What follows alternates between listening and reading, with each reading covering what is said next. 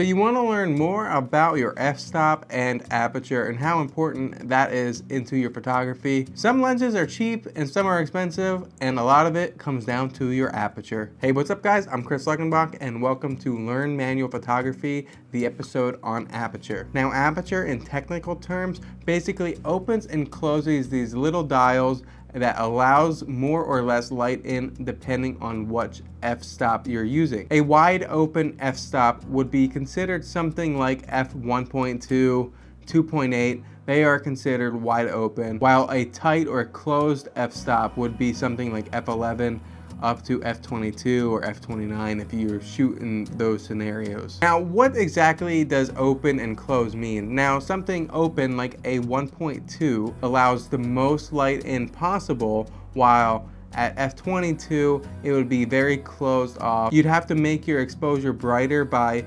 opening up the shutter speed or increasing the ISO. The more open the f-stop is, the more depth of field you'll have behind and in front of your subject. The more closed the f-stop is, the more in focus everything in your frame is going to be. In general, for portrait and wildlife photography, you want a wide open f-stop to get as much bokeh in front and behind the subject, while in landscape photography, you're looking to get most things in focus and show off your beautiful landscape. A fast lens would be something like a 50mm 1.2 lens. That means the most open the f-stop can be is f1.2. A slow lens would be something like an 800mm f11. Okay, now that we have that out of the way, let's talk about what kind of aperture you want to use depending on which type of photography you're looking to do. For portraits, you're going to want something like a 35mm f1.4, a 50 f1.2, a 85 1.2, or a 70 to 200 f2.8. For wildlife, you ideally want similar items. However, you also need a larger zoom, and the larger zoom lenses are going to be way heavier. So a 600mm f4 or a Canon RF 400 2.8, like this lens up here, is a beast. Now, those lenses are going to be large and very heavy. They're going to allow so much depth of field and give you the best images possible for wildlife photography. Now, something like this lens here, this is a Canon RF 100 to 500. The f-stop ranges from f4.5 to 7.1. When you see a lens that ranges like that, 4.5 is going to be at 100mm, the most zoomed out, while f7.1 is going to be at 500mm and very zoomed in. f7.1 to 500mm is going to be the lowest I can go, the most open I can go at 500mm. If this wasn't a zoom lens, this would essentially be a 500mm f7.1, while a Canon RF 400 is 2.8.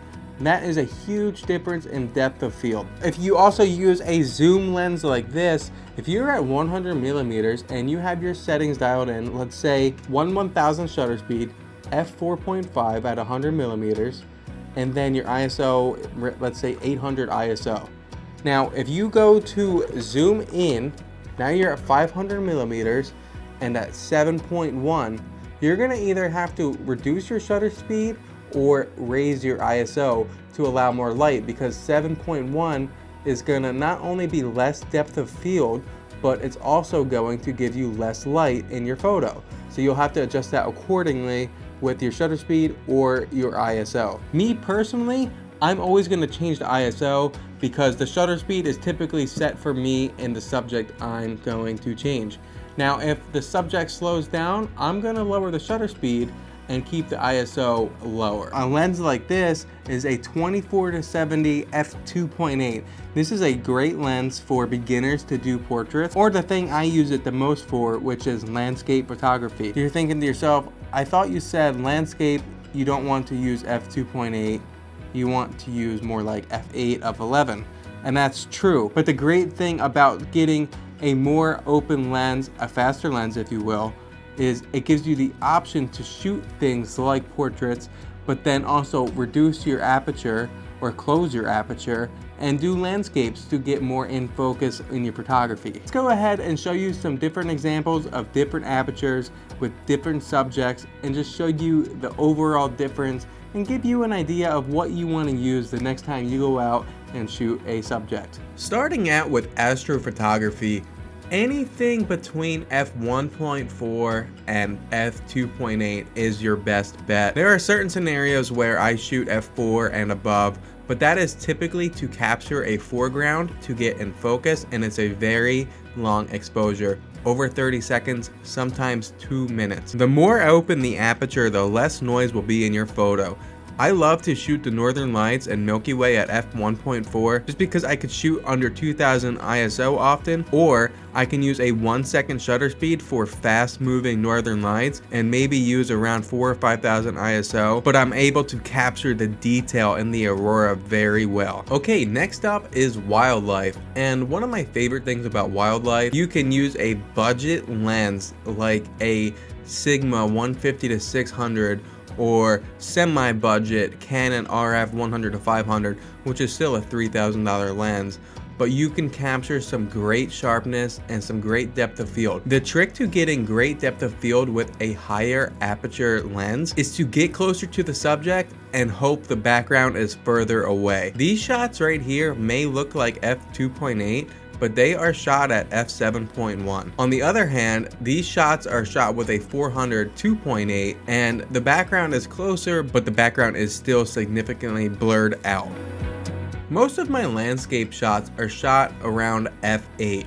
I like to use, at the low end, f4 for certain scenarios, and up to f16 for a lot of other scenarios. I often find for most lenses, the best sharpness is between f8 and f11. When you start to use a higher aperture, perhaps f22, you can introduce a lot of spots that are on your lens, on your sensor, or on your front glass. The best way to judge what aperture you want to use is how close and far your subject is. If most of the items in your landscape photo are farther away, you can get away with a more open aperture like f5.6 to f8. If there are objects that are close and far, you either have to focus stack them in post-production like Photoshop, or you can shoot at a higher aperture like f11 to f16. That way you can get most of your subjects in focus. And now moving on to my drone shots, this kind of separates what aperture means.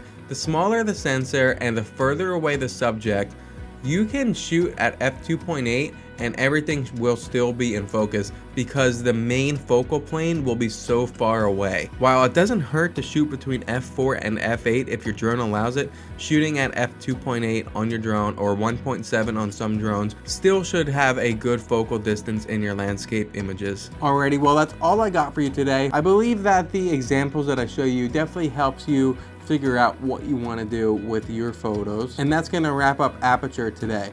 Next week we're going to dive into ISO, so I recommend that you subscribe to the channel so you don't miss that episode. And if you missed last week's episode on shutter speed, click this video here. Thanks for watching, guys. I'll see you in the next one.